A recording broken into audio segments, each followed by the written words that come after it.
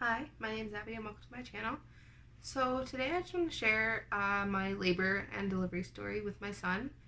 My son is 4 months old now, so some of the details are a little bit foggy. I will get some things messed up. I probably will have to go back and retrace my steps because it's been 4 months. It was kind of a crazy fast thing that happened, and I mean from beginning to start it was probably like 7 hours, so it happened fairly fast, but I'm going to try to my best ability to share with anyone watching this my labor and delivery story. So on September 17th, I woke up, I was just getting ready. For a week prior, I was having really bad back pain, like pain that I've never felt before. It was like start in the middle of my back and like spread out. Like it's a weird sensation. It's like someone took a needle, put it in my like the middle of my back and just like dragged it outwards. Super graphic, but that's what it felt like. So a week before the 17th, I was having this and I went overdue. Okay, so that's a long time to be like this. So I woke up on the 17th, still had back pain. I was like, I think my doctor said I was like 1 centimeter dilated, like nothing really for 5 days late. It was kind of sucky, but it's what happened. So I got up around 9, I want to say. Yeah, like 9:30. And I got up and I was just like, I'm going to take a shower, see if this helps my bad back. So I go and I stand up and something just felt off. Like it didn't feel right, nothing like that. So I was like, okay, it's fine, I'm probably gonna start getting ready to have this baby. I mean, I'm 5 days overdue. It's time for him to get out. He's evicted. So I go and I'm like getting ready for my shower and I go pee. And this is where it kind of gets TMI. So if these kind of things gross you out, I'd like skip forward in the video just a little bit. So I go to like pull up my pants and I see like this like snotty looking thing, as gross as it sounds, like on my leg. And I'm like, what's that? So I'm like, call my boyfriend in and I'm like, I don't know what this is. So he like looks and there's like some in the toilet, some on my leg, some on the floor. And I'm like, get super excited. I'm like, oh my God, my water broke. It wasn't my water.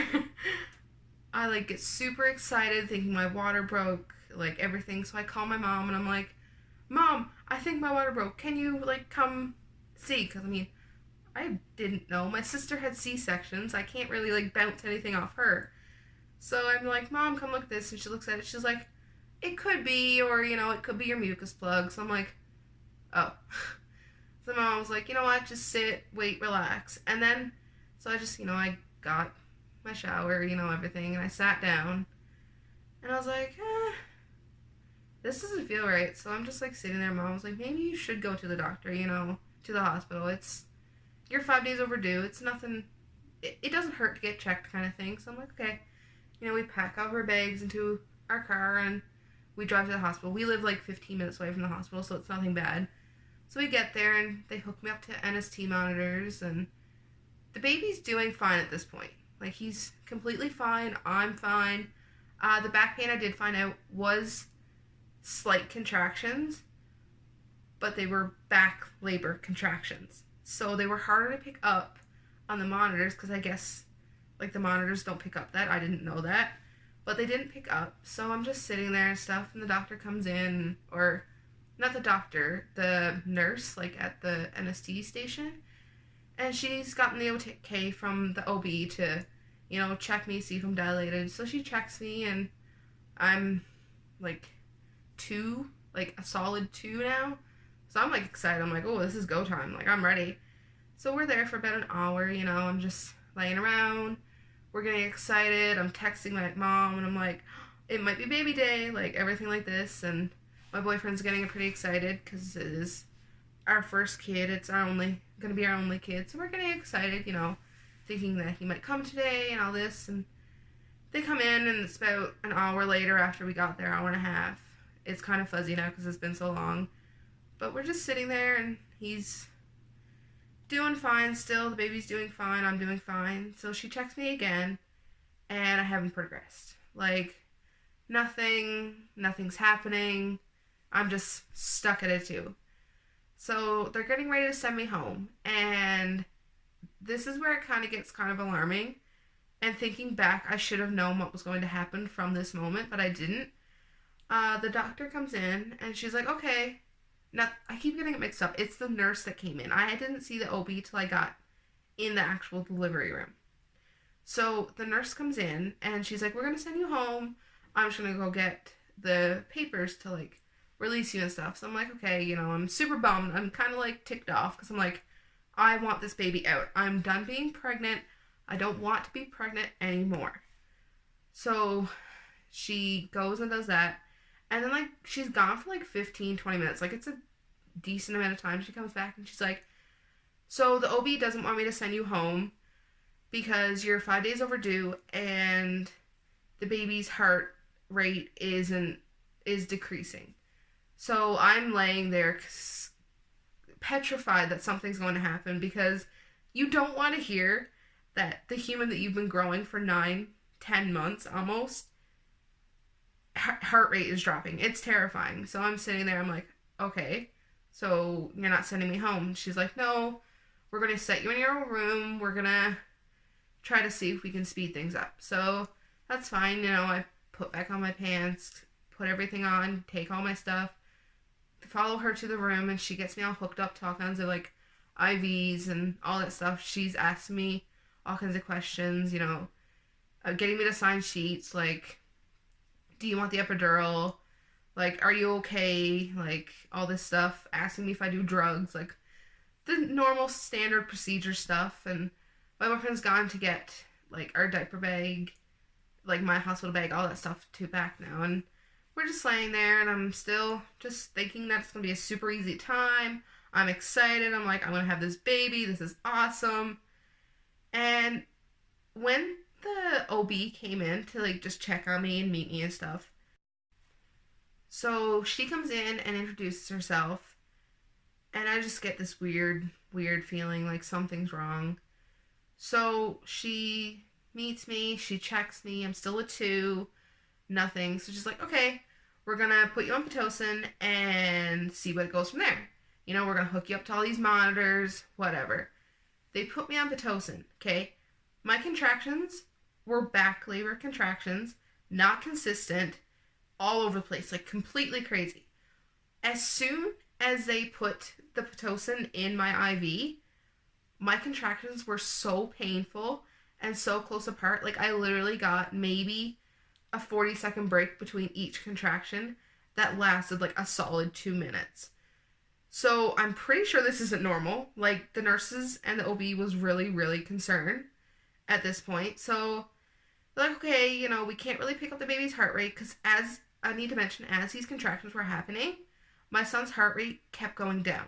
So like as a contraction would come, his heart rate would drop, he'd be in distress, it'd stop, he'd come up. He'd get like a 40-second, 45-second break in between these things. So he was in distress quite a bit. So they're like, okay, Pitocin's not working, we need to take you off and we need to put you on your side, like lay on your side so to see if we can get his heart rate better because maybe he just moved and, you know, it was like messing up the machine. So I'm like, okay, this is fine. So they put it on there and this is probably around, I want to say 12, 11:30, something like that. No, I think I'm getting my times mixed up, but it was like a little while after I had gotten to the hospital. So I'm laying on my side and they have the things hooked up to me and I'm fine. And she comes back like a half hour later and she's like, we're gonna break your water in probably like a half hour just to see if that helps things speed up and we'll see where we go from there. So she comes back in after a half hour. I'm in that room by myself for a half hour. My boyfriend had not eaten. He was completely starving. My parents just couldn't come. They were busy with stuff. Like, we did not think this was going to happen today. So I'm in this room by myself thinking, what's going to happen? My baby is in distress. I've been with him for 10 months pretty much because that's around the time that you're pregnant. Everyone says 9, but it's actually kind of closer to 10. So I'm like, there's something wrong with him. He's going to be hurt. I don't know what's going on with my body. I'm just sitting there like worried like crazy. So they come in, they break my water. And let me just tell you, that is the weirdest feeling to ever happen. It's just weird. Like, it's not a normal feeling. It's like a big TMI gush of water, and it's warm and it's gross. So they break my water and it's fine. And I remember the time of this because it's like 2:30, and this is where it starts to like go down. So literally, they break my water. Half hour later at 2:30, they hook me up, and they can't get any readings. Like, they'll get like a split second of a reading of his heartbeat. It'll stop. A split second, it'll stop. And I'm like, what's going on? And no one would tell me because they can clearly see that I'm starting to worry now, and they don't want me to stress out because that's just going to stress him out. So they don't tell me what's going on. I'm like, you need to tell me what's going on with my baby. Like, I'm worried.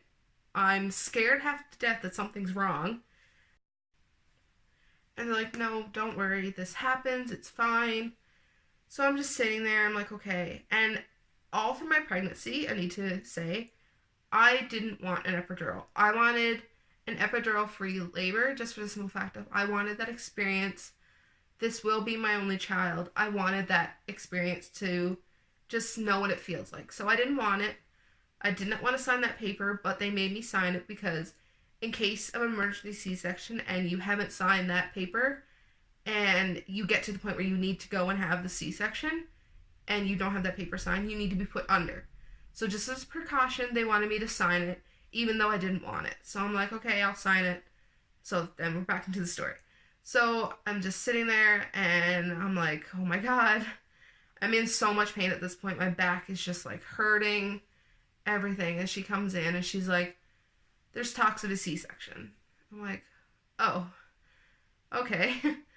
And she's like, the baby's heart rate isn't doing too well. He's in distress. Like, we're worried about him kind of thing. So there's might be a chance of a C-section, but we're not going to put you there yet. So I'm like, okay, that's fine.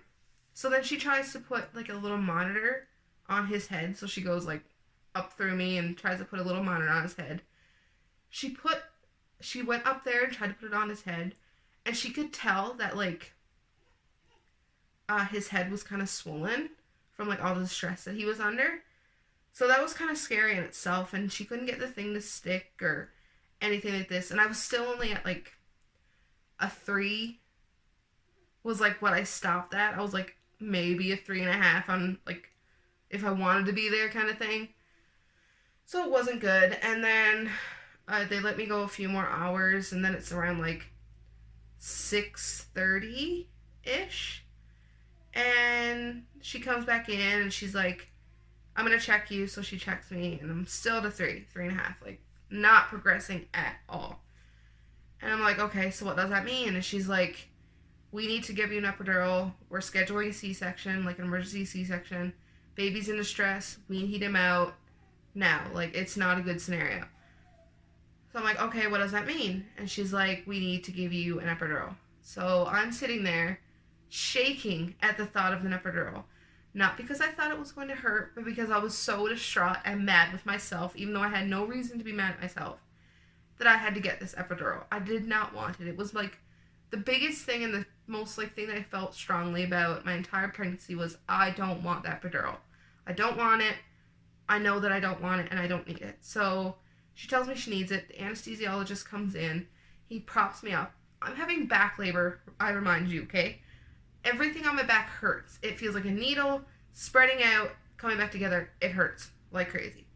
So the anesthesiologist gets me to bend over. So I bend over on the bed, and my boyfriend is just holding me. And I just remember sobbing into him because I'm like, I don't want this. Like, this isn't how this was supposed to go. I had this plan in my head. I was going to be epidural free. I was going to have him on my own. Like, I was going to have a vaginal birth. It was going to be great. No, I'm just sitting there sobbing, shaking violently. All as he's like digging around, poking on my back that's in the worst pain of my entire life. So he's like jabbing at me or whatever. And I'm sitting there sobbing. And then all of a sudden he's like, okay, we're done. And I'm like, you're done? That fast? And the anesthesiologist's like, yeah. So I'm just laying there on the bed, and I'm good, all calm, cool, and collected. And then I'm laying on the bed, and she's like, do you feel anything? And I'm like, no. I was super happy. I was like, whoa, why did I not want this? This is great. Yeah, epidurals are kind of good. You don't feel anything. I felt like the sensations of people like touching me. Like, you know when you're numb and you kind of like poke yourself? That's what it feels like. But I didn't feel any pain. All the back labor that I was having was gone. I did not feel a thing. I was sitting there and they just kept checking baby's heart rate. And then I think at like 7:30. Yes, 7:30 around there. It's all fuzzy because this happened so long ago. It was so fast, so scary, everything. It's just kind of a blur. So they put me on the little cart to bring me downstairs because I was having a C-section. I just remember sitting on this cart being like, why? Like, I didn't think this would happen. I was convinced my whole pregnancy that I was going to have a vaginal birth. I have massive hips, okay? I was like, why would God give me these hips if I can't have a baby? But again, it wasn't my fault. He was just in distress. He needed out. So it was not me, but in that moment, I was just so, like, upset. I was like, I don't want this. Whatever. But I was like, you know what? I need this because he needs to get here safe. It's not about what I want anymore. It's about what is best for him. So they're rolling me down, and I'm, like, in this gown thing, you know, hairnet on, all kinds of stuff, and my boyfriend's just, like, walking down with me, and I remember, like, sitting outside of the operating room, because there's, like, a little, like, desk, and then there's, like, the operating room doors. So I'm sitting there, and my boyfriend's standing over me, and I'm, like, visibly shaking, like, shaking. So the doctor comes over and lays a blanket on me, and I just look up at my boyfriend and was like, we're gonna have a baby. And I'm gonna get emotional right now talking about it. But I'm like, we're gonna have a baby. And he just looks down at me, and he's like, are you okay? And honestly, in that moment, I was like, this feels right. Like, whew, this feels right. Like, this is how it feels like it's supposed to go. So, you know, I'm just sitting there getting ready, and then my doctor comes over and introduces me and all this, and I'm just waiting, and he rolls me in, and my boyfriend has to wait. So he gives me a kiss, tells me he loves me, I tell him I love him, and they roll me in, and I can't feel anything. So they roll me onto the bed, like they put a little thing in there, roll me on the bed, and I'm just laying there, I feel like I'm alone. Like, I don't feel like I'm pregnant, I feel like I'm alone, and I'm just laying on this bed with, like, lights all in my face, people around me, and it's just so scary. And I'm telling you, I need to learn the nurse's name that was talking to me, because she was incredible. She was reassuring, she was calm, everything I needed. She was just the absolute sweetest. Like, saying you're doing fine, everything. So I can feel like them wiping this stuff off on me. I guess it's like a disinfectant for surgery. So they're wiping it all over me, and it's fine. They're getting me ready for surgery. They bring my boyfriend in, and I'm sitting, like, I'm laying on the table, he's sitting next to me, and I feel like pressure, and then all of a sudden, I realize, like, no, I can feel them cutting into my skin. The epidural, I guess, had wore off, and I felt the first initial cut all the way across. So, if you can imagine how painful it was, double that. I felt the entire cut across. So I'm just laying there, and I feel this cut, and my hands just go like this. Like, I grab my body, because when I'm in pain, that's just the thing I do. I just, like, hug myself. I don't know, reassure, it's kind of thing. And I guess the doctor, this is where it gets kind of funny, the doctor was, like, standing next to me, because he's, like, there's, like, the OB, and then the actual, like, surgeon guy, and then nurses and everything. So I reach my hand over, and I grab his butt. Like, I just reach over, grab his butt, and then he's like, whoa! I didn't realize that I had grabbed his butt. At this point, I thought I just, like, touched something and, like, went over. My boyfriend told me this after I got out of the operating room, but I thought it was a pretty funny part. So, anyway, I grab his butt, you know, I'm coming back, and they finally numb me all up, and it was fine. And I just remember like the whole time he smelling like this really burning smell, but I guess that's to like make sure I don't bleed out kind of thing. And all of a sudden they're just like cutting me, and like I feel the pressure of them pulling me open, and then I just feel like this complete like deflation in my stomach. So I'm like getting deflated, and all of a sudden I feel like this big like release, and all of a sudden this is the part that I absolutely love.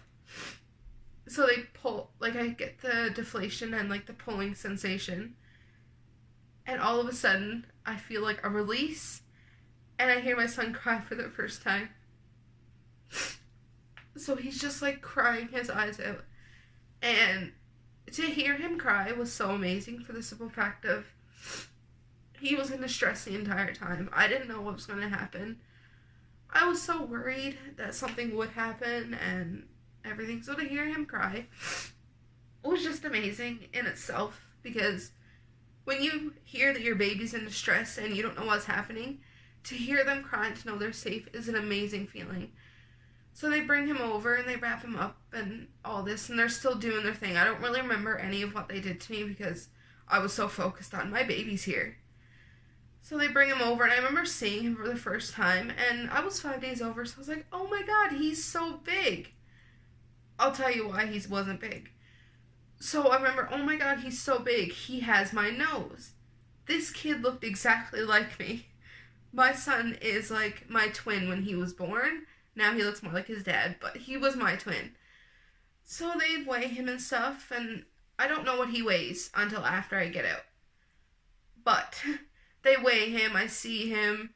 I get like maybe like 2 minutes with him at most, and they just put him in the cot, and my boyfriend has to walk out, and I'm just there alone again, completely alone for the first time in 10 months. And let me tell you, it was really rough, because I just had my baby that was with me for 10 months taken away.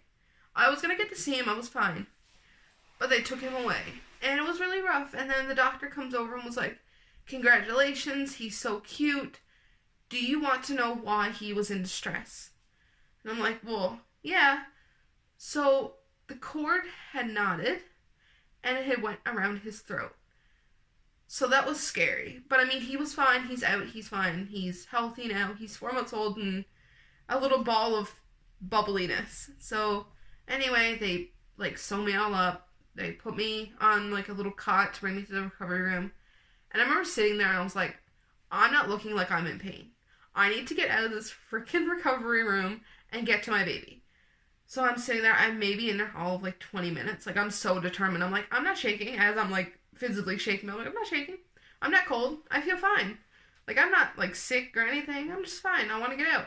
So they wheel me back up, and I remember going into the room, and I just remember like going in there, and there's no one in the room besides my boyfriend and my baby. And I remember just like seeing him with Grayson, and honestly seeing someone that you're so in love with something that you've created and just like have in their arms is such a magical moment, because it's just special to see someone that you love hold something that you've made and that you've loved with all of your heart. It's just so special.